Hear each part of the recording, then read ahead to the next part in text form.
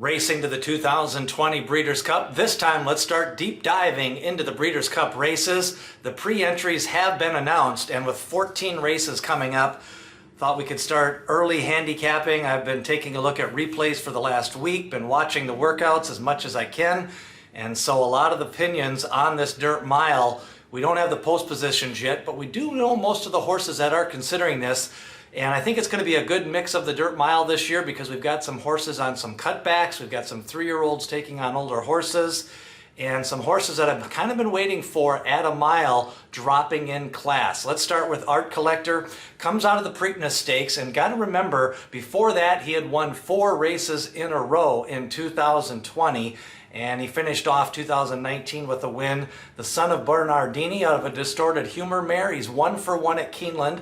That was winning the Bluegrass Stakes this summer. And in the Preakness Stakes, I think Authentic and Swiss Skydiver kind of clicked clear on them on the turn. And Art Collector kind of at a key point early on in the race, was ridden a little bit passively and kind of got out jumped in that race. So Art Collector on the cutback, he is definitely a contender. Now Complexity, the key to him in this race, and he's most likely the race favorite, is going to be the 2-turn configuration of the Keeneland mile. He has shown at Belmont Park in the 1-turn mile. He's definitely a horse that can be ridden aggressively on the front end. He's fast. He ran second in the Forego, was caught in the final stride, picked up a 102 Brisnet speed figure there, and his 109 in the Kelso, defeating the classy Code of Honor, was definitely a strong performance. Complexity probably going to be on the engine, and if he's not on the lead, then it could be Knicks Go, who's 2 for 2 this year. 2 strong wins, one of them at Keeneland, and lifetime at Keeneland, he's 2 for 4 with a second, so he is possibly a horse for course. He used to set the pace in some big races, then they gave him some tying off, and Brad Cox has ran him just twice this year. He should be primed to put in a strong effort, 3rd off the bench. A horse on the cutback is Owendale, been trying some tough company, and now he gets the cutback from his disappointing effort the last time out at Pimlico. Disappointing mainly because he was favored in that race and ran second.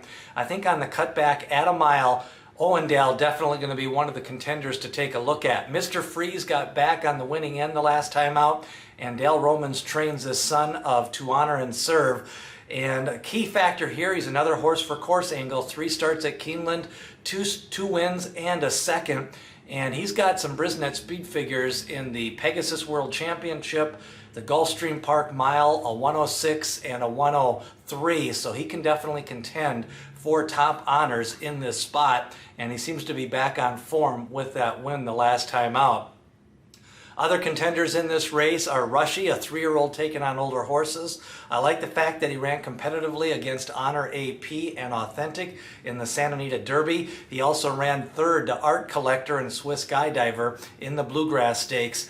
He's had a chance to kind of rest up since that win on the Pat Day race and kind of consolidate some of those gains. He is a little bit slower on the Brisnet speed figures, so he's going to have to improve to run a 105 or a 106 that may be needed in this race.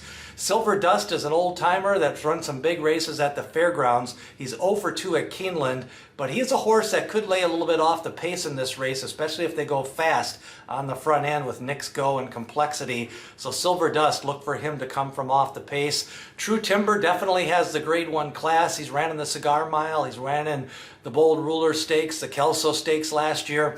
He definitely hasn't been in the winner's circle lately, so that's the key ingredient here for True Timber, is can he get back in form in a Grade 1 race like the Dirt Mile. And then War of Will goes back to the dirt.